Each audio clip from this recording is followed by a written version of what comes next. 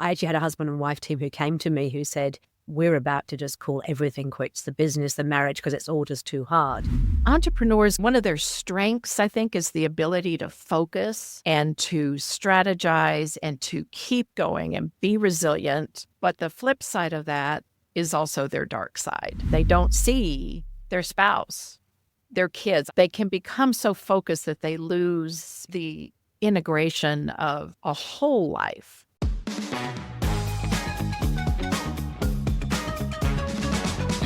Welcome to another episode of Better Business, Better Life. I'm your host, Debra Chantry-Taylor, and I'm passionate about helping entrepreneurs live their ideal lives by creating better businesses. I'm a certified EOS implementer, an FBA accredited family business advisor, and a business owner myself with several business interests. I work with established business owners and their leadership teams to help them live their ideal entrepreneurial life using EOS, the Entrepreneurial Operating System. My guests come onto the show to authentically share the highs and lows of creating a successful business and how they turn things around. And today's guest is extra special because she is here as an expert and a trained therapist, but also an entrepreneur herself. She is a trained and formally licensed therapist who understands the limitations of relationship coaching, as well as the proud wife of a serial entrepreneur for 40 plus years. And she is all about bringing accountability and experience into your relationship. Today, she's going to share with you that business should not be about success at all costs. She's also going to share how you can get rid of the mistress in your life and gain enthusiastic agreement from your partner. Kathy Rushing is the founder of Lodestar Relationship Coaching. Welcome to the show, Kathy. Hi, Debra. I have been looking forward to this. Thank you so much for having me. Oh, so have I, to be honest. When we spoke a little while ago and first connected, I love the topic you're going to be talking about, so I'm very excited to be sharing that. And thank you for joining us. I know it's late in the evening for you over in Colorado, so I really appreciate it. For those who don't know who you are, why don't you give us a little bit of your story, your history, and how you got to where you are now? Sure. Well, my husband and I, Mark, is a serial entrepreneur, and we've been married for over 40 years now, 45 to be exact. We just became grandparents again last week, a little granddaughter we are just thrilled with. She was an unexpected miracle, we'll put it that way. And so I have a lot of history. I began as a marriage and family therapist. I spent about 30 years working in a couple of different settings, had a private practice for about 10 years. And then quite a few years ago now, I thought I was done with that. I was a little bit bored with it, honestly, and wanted to try my hand at business coaching. And at the time, my husband was probably about 12 years into a business that he had started. And so I did some work with hiring and that sort of thing. We began our marriage as church planters in California. So a different type of entrepreneur. Nobody called it that at the time, but it really was kind of an entrepreneurial venture. We moved out to California, just he and I and our little boy, and got pregnant shortly thereafter with our second. So we grew it by one. And we did that for a few years, closed the church when some real key families moved, and it just felt like it was starting over, and we were kind of exhausted at that point.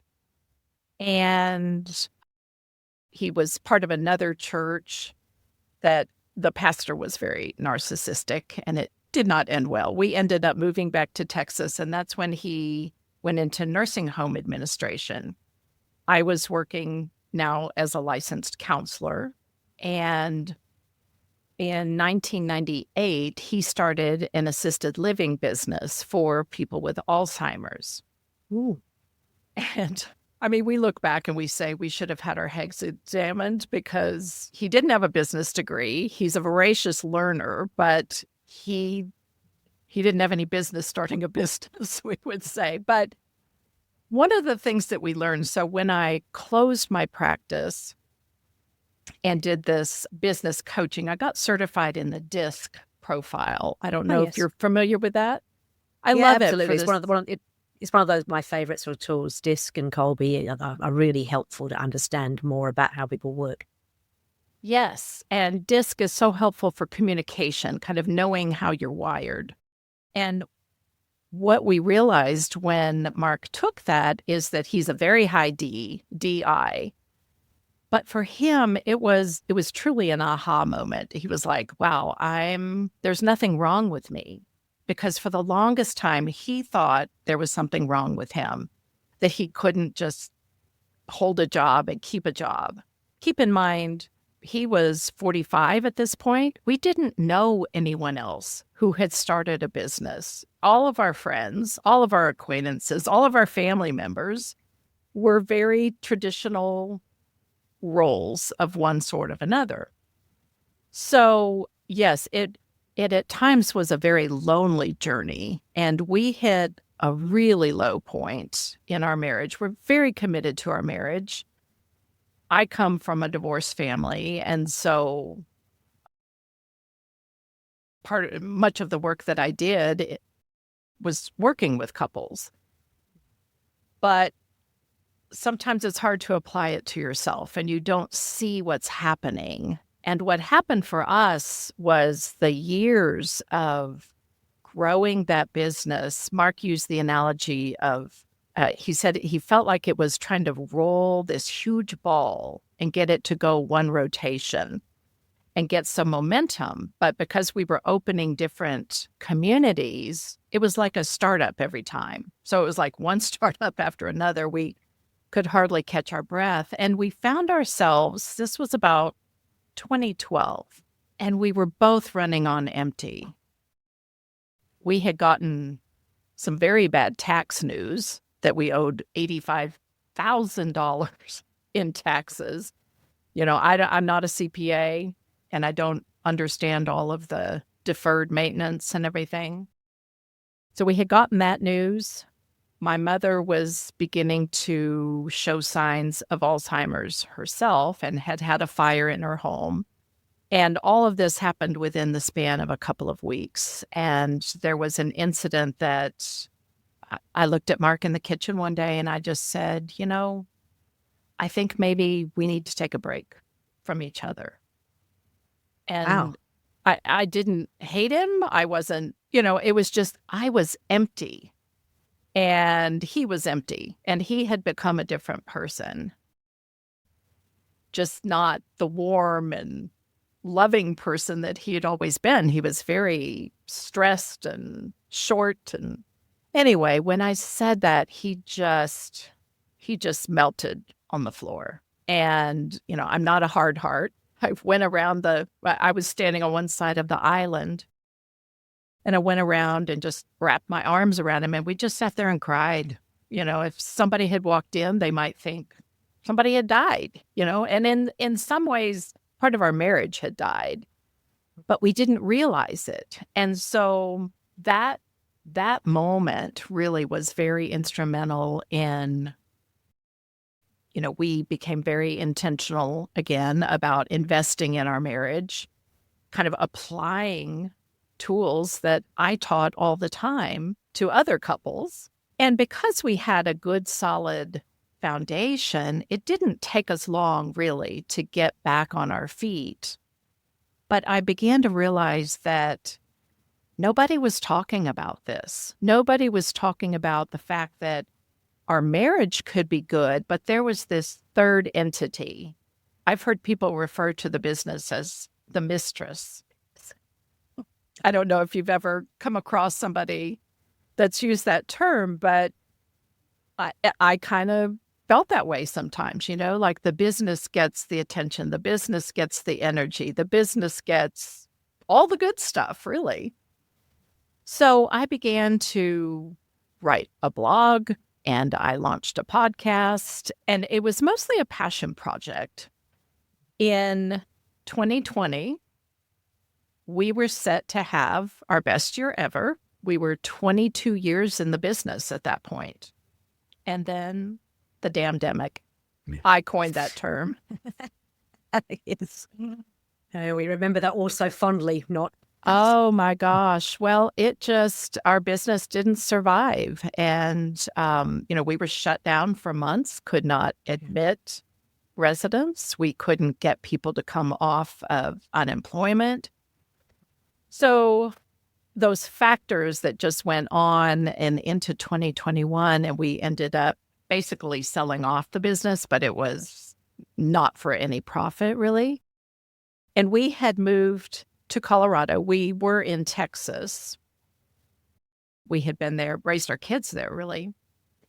And we moved to Colorado to be closer to the couple. Well, we've always wanted to live in Colorado, for one thing, but also the only one of our 3 children who wanted children lived here in Fort Collins. And so we moved here in the hopes that, they might finally have a child. They had struggled with infertility for a number of years. So we moved here in 2020, and that was it was in that next year that the business was really, we just finally took it off of life support. And that was our retirement. So the last couple years they've been very challenging trying to rebuild. About 2 years ago, then I launched Lodestar Relationship Coaching with the intention of working with couples, and especially entrepreneur couples, because, this is the life that we've lived. And I'm just very passionate about creating tools and resources now to help couples stay connected while they're building a business. Yeah, because I've built several businesses myself and had a couple of very good successes and a couple of terrible failures as well. And I think we talked about before you came onto the show, there is this whole hustle culture in entrepreneurship that sort of says that you need to put everything into it in order to build it, which means it can become, I think, perhaps even sometimes worse than a mistress, because it's taking all of your time, all of your energy, all of your love. And I guess that has a massive impact on the relationship outside of that. Yeah. And especially if the other partner is not aligned or fully on board. I heard a term many years ago, one of the marriage books I have, I don't remember which one it was in, but the author talks about enthusiastic agreement, not just oh, yeah, I guess it's okay, but enthusiastic agreement, meaning I'm fully on board. And so it's amazing to me how many couples, I think there's an assumption that the other person is on board. There's a difference in the way, I remember reading a study years ago.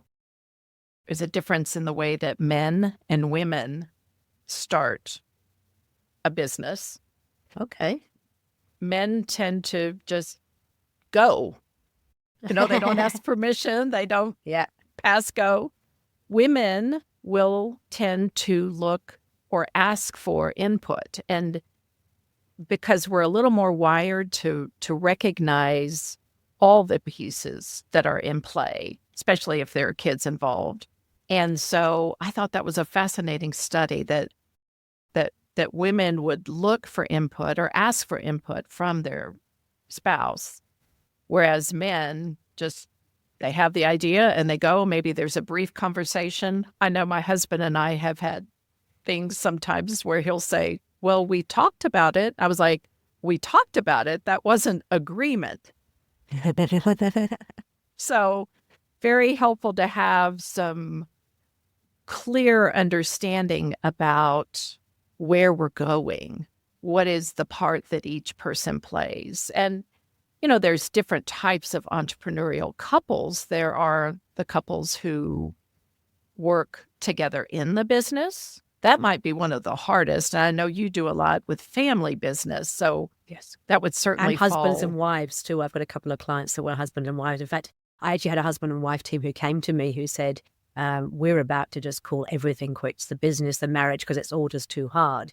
And what we realized was that they hadn't been able to separate the two and weren't sure about the roles they played in the business, yet alone outside of the business. Therefore, there was this horrid sort of, what do you call it?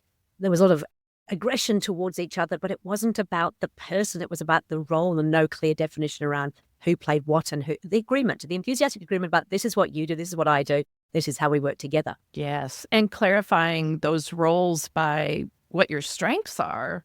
You know, I see a lot of couples where a spouse, the wife usually, gets involved out of necessity. There's not money yet to hire a bookkeeper, maybe, or I don't know, some other role. And so she steps in, but it's not her strong suit, or she doesn't want to be spoken to like an employee. Yes. And that's another, you know, kind of sensitive area for couples is like you talk to your employees one way, but you don't speak to your spouse, your children that way, you know. So, yeah, boundaries are a huge issue for, especially for couples who work together in the business. Yeah.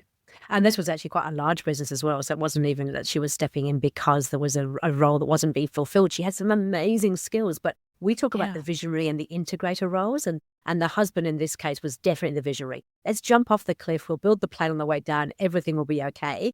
And then the wife was very much an integrator. She was like, before we jump off the cliff, maybe we should make sure the engine has actually been put together properly and that we've actually made sure everything's working and done all the checks. And so that natural kind of tension, which should exist in a business relationship, hadn't really been clearly defined. And so as a consequence, you'd be like, oh, he's doing it again. He's jumping off the cliff. And he'd be like, oh, she's holding me back again. And so it was trying to understand those roles in the business. Now, I do nothing in the personal life. I'm not very good at marriages, so I don't go anywhere near that. But we helped to clarify those boundaries and those roles in the business. It just made such a huge difference for them. Yeah, for sure. But I'm interested because you talked about enthusiastic agreement. I love that terminology. I think I've been guilty of it in the past with my previous partners around. I'm an extrovert, which means not in terms of being in a room full of people. I don't really enjoy that, but I speak out loud. So the way that I process things is by speaking out loud. And so when I'm talking about something, doesn't mean that I'm saying this will happen. I'm just exploring the opportunities out loud. And then eventually I get to an agreement, which I think I've got an agreement, but maybe I haven't from the other partner. Or they take it the other way and they actually going to go, oh, well, you said that, therefore it's going to happen. It's like, no, I was just discussing all the different options. So an entrepreneurial kind of mind versus somebody who's not working in the business, who's not an entrepreneur, what sort of challenges do you see happening there? Probably one of the biggest challenges, I think, is the appetite for risk. Entrepreneurs are willing to take some risks. Now, my husband would say, you know, most entrepreneurs, it's a calculated risk, but it's still a risk. You know, what we've been through the last couple of years, I'm not sure most couples could survive, quite honestly. I mean, it really has been grueling, but because we are committed to each other and, you know, nobody could see this pandemic coming, we could not have ever imagined that our business wouldn't survive long after we did. And so I think that the sense of risk, I think when one or both people are not well differentiated about who they are as a person, not their job, not their role, but who am I as a person? Because if we can connect first, I mean, that's what a marriage is. We're connecting as people, as lovers, as partners. And then we grow into these different roles and careers. But if a person, let's say a wife, marries someone who is a big visionary, they're big people, they're big idea people, they're charismatic, they draw people to them. So I have seen, you know, in my work and just friends, acquaintances, where maybe the woman she's happy to just come alongside and can kind of lose herself in the process. Like she becomes so wrapped up in doing everything for him, doing everything for the family. Even if she has a job, a career of her own, it tends to get overshadowed because that visionary is so big. So that can be a problem. And I think the other thing is creating a vision together So I created a framework. It's a 5-pillar framework called CRAVE. CRAVE. Yep. CRAVE is communication, rhythms that connect, appreciation, affirmation, vision, and energy. Because I feel like these 5 pillars provide kind of like guardrails, if you will, that if couples kind of touch base with these on a regular basis, it will be a big step in keeping their marriage growing. So vision is one of those. And I find a lot of couples, I look back at our journey, we didn't have a real clear vision about where are we going with this? Are we building it to sell? Are we building it for the kids to inherit at some point? Are we, what are we doing? It was just, we were definitely building the plane. It was in the air. And so much of what I am passionate about now is out of our own ignorance, if you will. So I think having a clear vision is what will keep couples aligned when it gets hard. And you I and I think it's both different know. to it's different to and I certainly know the hard times, that's for sure. It's different to the Yeah. vision for the business, because the vision for the business is internal to help motivate the team, which is what the work that we do. But this is the bigger picture vision, as in what do you, Yes. as a Yeah. family, as a couple, as a whatever, what do you want from that business? Which might well be that you may want to sell it at some point. So you're not going to have that in your vision for the business for your internal people, but you certainly have to have that in the back of your mind and some enthusiastic agreement on that. So, Yeah. you get to a point where one of you wants to sell it and the other one understands and is on board with it. Yeah. Yeah. We have some dear friends who are he's an entrepreneur, and she's very passionate about travel. She was born in South Korea. And so part of their vision is assimilating these two very different, not that they're different. He also loves traveling. But when you're building a business, it's hard to take off and travel for months or weeks at a time, but they've found a way to do that. So I admire their ability to create that vision that incorporates much more than the business, because entrepreneurs can be one of their strengths, I think, is the ability to focus and to strategize and to keep going and be resilient. But the flip side of that is also their dark side. They can get so focused, it's like they have blinders on and they don't see their spouse, their kids. Of course they see their kids, but they can become so focused that they lose the integration of a whole life, not just a work life. And I'm sitting here smiling to myself because I am a visionary and I have started many, many businesses, and I've often had partners who I think have possibly in the beginning found it quite exciting and kind of, almost come on the tailcoats. And we're very persuasive as visionaries as well, right? We can make people get excited by our vision and get them involved. But I think at times I have lost, I wouldn't say balance, because I hate the word balance. Balance to me feels like it should be equal, but it's understanding that there are two parts to your world, and that if you put everything into one part, the other part is going to suffer. Right. Yeah. I was going to go back and say you said that moment in the kitchen, which almost had me in tears, if I'm honest, because that was the breaking point. If you look back now in hindsight, can you see some warning signs that you could potentially pick up on now, as if it was to happen again? Would you better go, oh, we're heading into the danger zone? I think definitely, because especially the last 2 years it's like we've been in a vice grip. Like there's just been so much stress. And I do recognize now what I didn't recognize then. He tends to go in when he's under stress, and I feel kind of distant from him. So we have created some ways to stay connected on a daily basis. Like he recently started, he'll just send me a text in the middle of the day. How's your day going? Just to check in, because he's up and out sometimes before I'm up.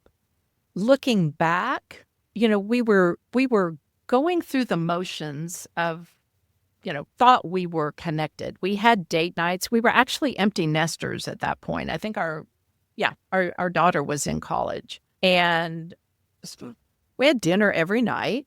We would have date nights, but a lot of it was talking about business. And we had lost the fun side of ourselves to some degree. And so I have been better able to pick up on when we're slipping into a disconnect, because the thing about marriage is there is no neutral. You're either growing towards each other or you're drifting apart. And that drift can be very, very slow. I think about like a boat that doesn't get tied up properly to the dock. And just, the waves of the other boats on the pond or lake or whatever gradually carry it away. It doesn't make a beeline to the middle of the lake, but all of a sudden you look up and the boat, oh my goodness, how did it get out there in the middle of the lake? That's a little bit about what can happen in marriage. And so I look at where we were at that point. I know that I think we were both irritable, very irritable, because we were just running on empty. And that is never a good place to be.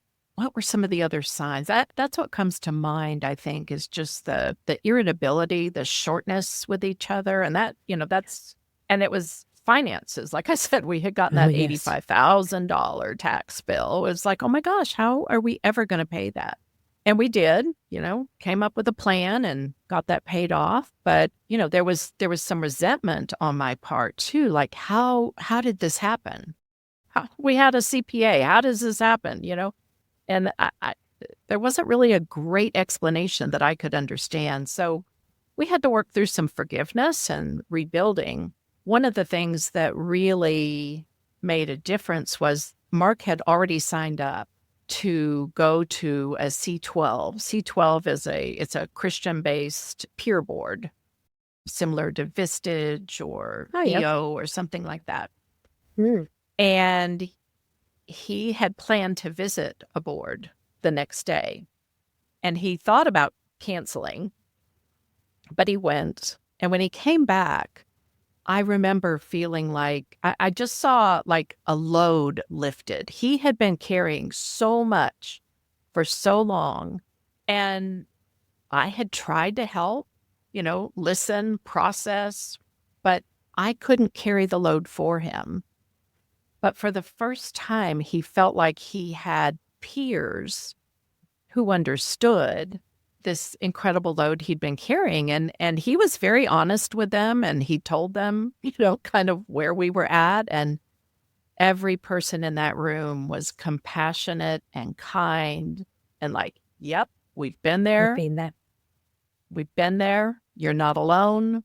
And, so it was very helpful in terms of giving him a place to finally process some of these big, offload and process a lot of the big things he was holding at the time.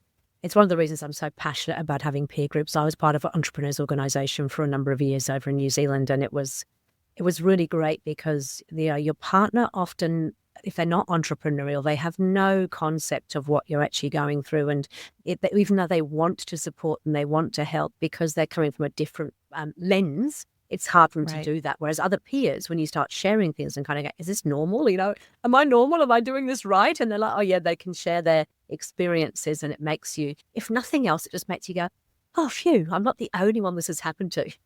Exactly. And, he became good friends with several of the men on that board. His board happened to be all men, but there were others that had women. But, so grateful for that time. And it began to, kind of build up our relationship too. I remember coming in one day and there's a message on my bathroom mirror written in lipstick. Hello, beautiful.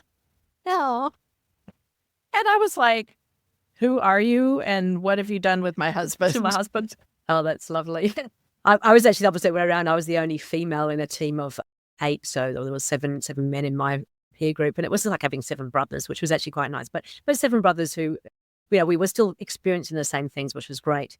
Okay, so there's some signs that you can see when you could say people start to get irritable, shortness, sharp, financial. Financial has a lot to do with it, right? When you're under financial pressure, I think that has such an impact on us that we don't even really recognize. But it's tough when you're robbing Peter to pay Paul, trying to work through things, and no matter how much resilience you've got, I think it's one of the biggest stresses you can have. So you develop this framework and you talk about, reconnecting, realigning and renewing your marriage. You've got this CRAVE framework. We've talked a little bit about the vision, which I think is really important because if you don't know where you're going, any road will get you there. But let's talk about the other components as well. So let's start with the C, so communication. Yes. So communication, when I work with couples, I cover a really important skill called the speaker-listener technique. I teach that to all the couples that I work with. If anyone is interested, I have it as a tool, or they can just email me. I'm happy to share it. So having a way to talk through issues, and the speaker listener it's a form of active listening. It can be used in business. It's not, just for marriage. And I am really big on tools. I'm also a believer, Debra, that most couples, you might find this surprising because I was a therapist for 30 years. Most couples, I don't think, need therapy as much as they need tools and a blueprint. And so that's kind of how I, have created some of these resources. So when we look at communication, you need some tools. And how do we handle conflict? How do we take a timeout? I call it an adult timeout. When emotions are escalating and we're not going to be productive, being able to signal to the other that we're going to take a timeout with the understanding that we're coming back. But we need to settle our nervous system. We know so much now about our nervous system and how to calm our nervous system. I think it's incredibly important for entrepreneurs to be aware of these resources. And so it's very important especially when there's conflict. And it's, the majority of things that couples argue about are not ever going to be resolved. Yeah.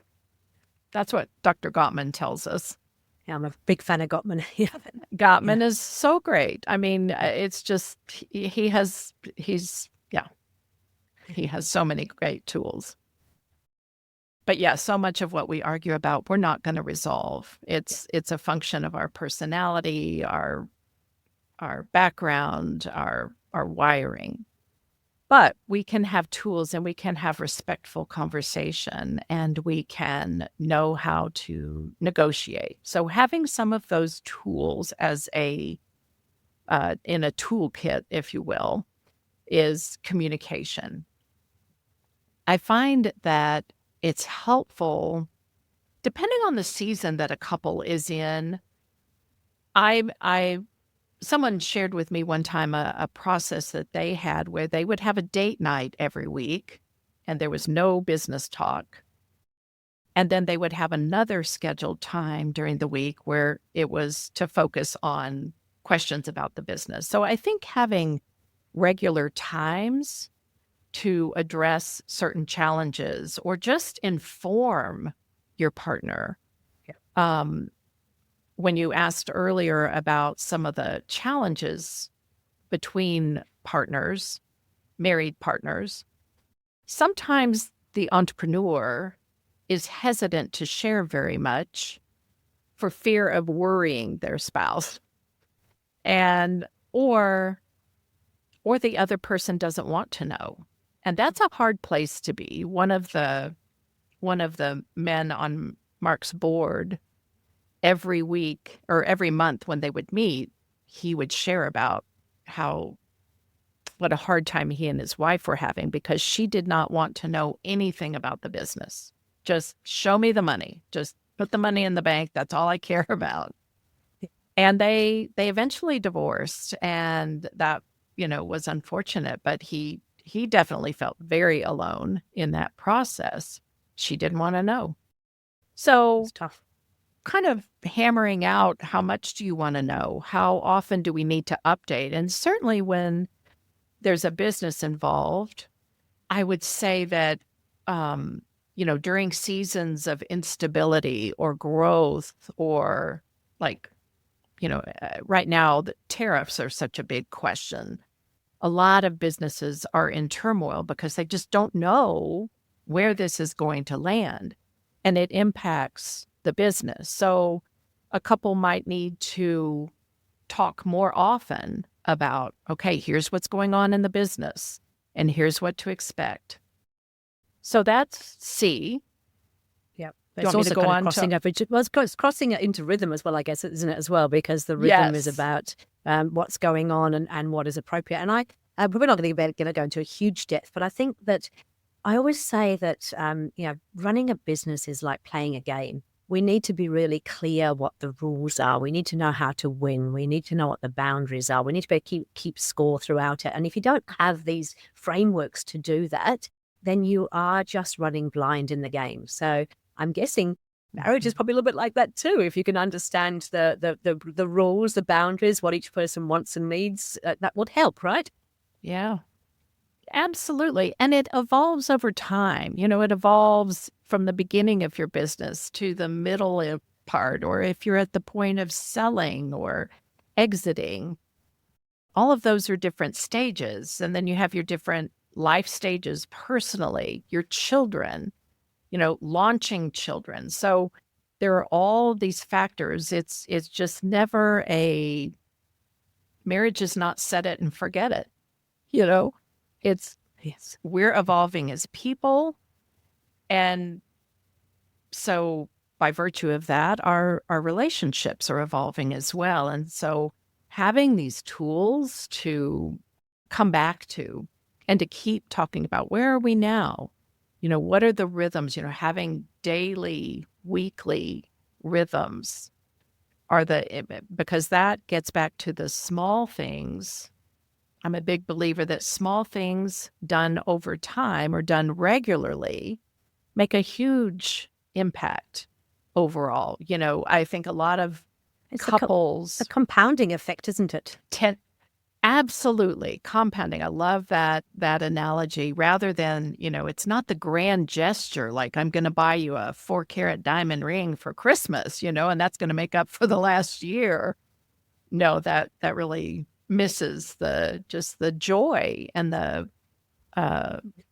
connection that can come from just the daily leaning on each other. Okay, so let's have a quick talk about the A and the E. So we've got communication, we've got rhythm, we've got vision, but then there's the A and the E as well. So take us through the A and the E, Yeah, so we have which sounds like a communication. hospital. Yep, rhythms that connect. Yep. So the A is for affirmation and Mhm. appreciation, because I think at the point that we were at in the kitchen that day, I felt very unappreciated. I had been running my own business, managing the household, had spent years being, the one that kept up with the kids' school and all the sports practices, making sure everybody got. Now, my husband participated, but I felt like all of that kind of fell on my shoulders.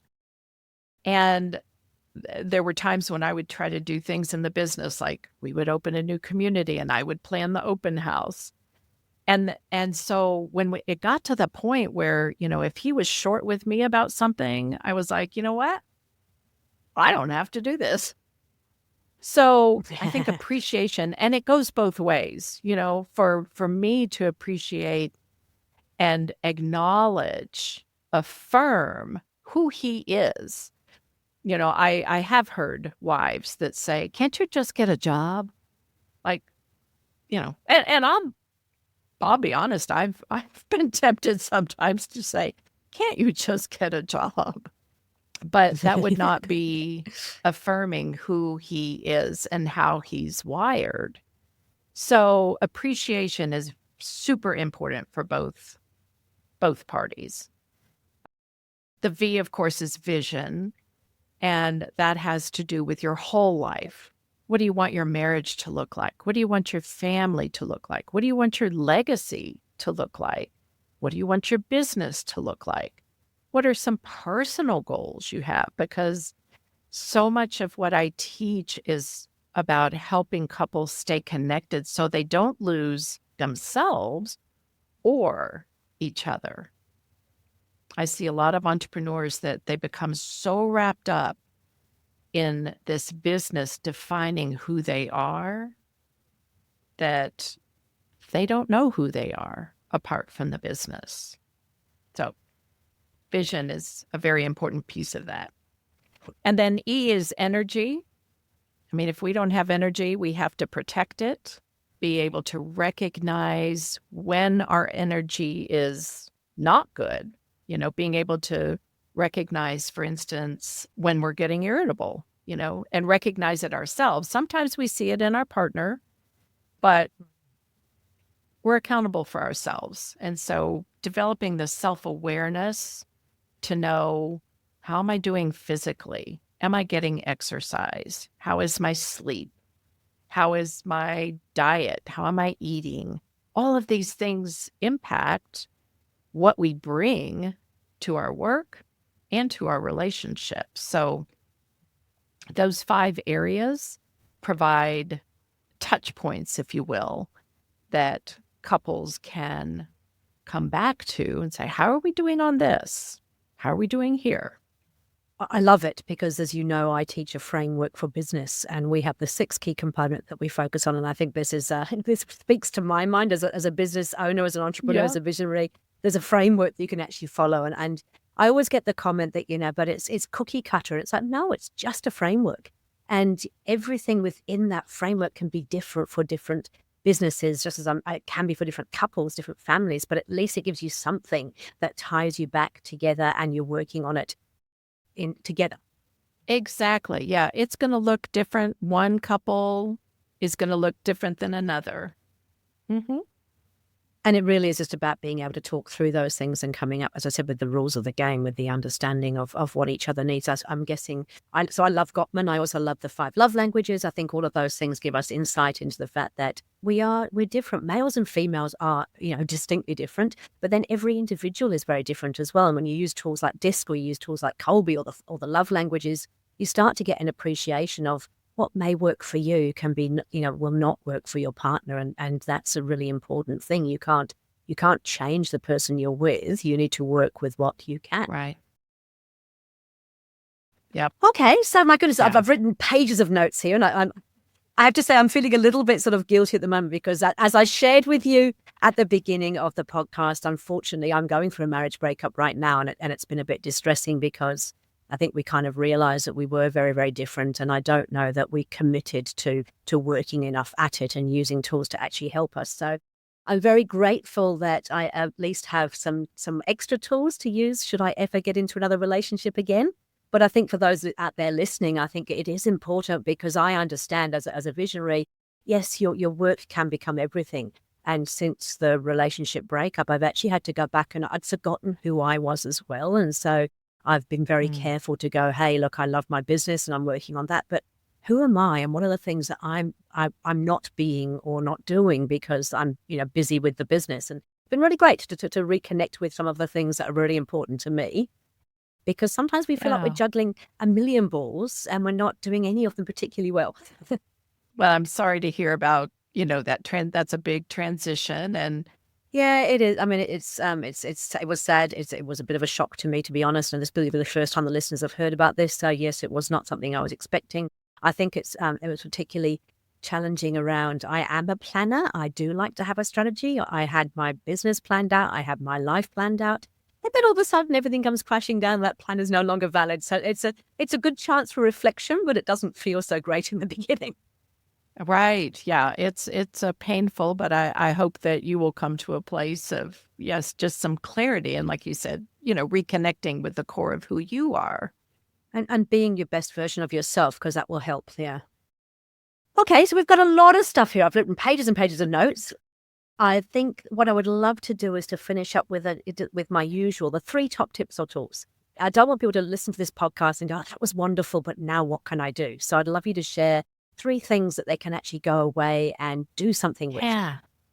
Well, one thing I would say is that if couples, maybe they have noticed that there's a little bit of drift, like we're just not as connected as we used to be. Don't overwhelm yourselves with like a whole list of things. Start small. Now, I know for entrepreneurs, that's not an easy thing because entrepreneurs are big thinkers. Let's do it all. We're going to get therapy and we're going to do this and go on a retreat. But pick one simple rhythm, like maybe a monthly date night that is non-negotiable. These small steps to build connection without feeling overwhelmed. So that's one takeaway. The second thing I would say is to create rhythms of connection, whether it's something like I've done some posts recently about a 20-second hug.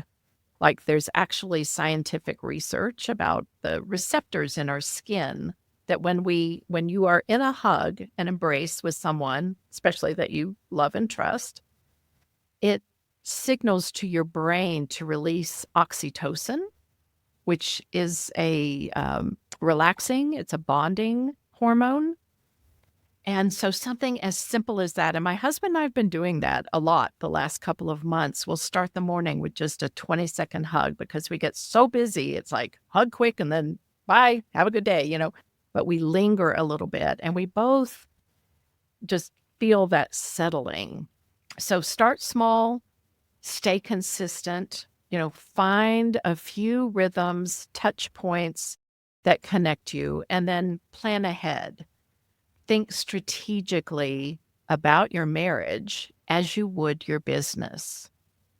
You wouldn't build a business without a plan, and yet somehow we think that love just goes on autopilot. Like we'll just, because we loved each other at the beginning, it'll just always be that way. I use the analogy of maintaining a car. So imagine that you've bought a really, like your dream car, and you're upset when you drive at 100,000 miles, but you have never changed the oil or rotated the tires or taken it in for maintenance. So I find that analogy sometimes is helpful for men who are sometimes, women tend to think about relationships a little bit more than men. So sadly, due to technology, we seem to have lost Kathy. I can't get her back. I'm not quite sure what's happening. So we didn't get to finish her 3 top tips and tools. What I am going to do is she's given us an amazing link that I'm going to put into the notes here for this podcast. That will give you access to a whole range of tools you can actually start using. And when I speak with Kathy, I will get hold of some of the other links that she can actually share with you. And I'll post those in the podcast notes as well. So I just want to say thank you so much to Kathy for joining us. It was a really fascinating session. I really appreciate your time. Thank you, Kathy.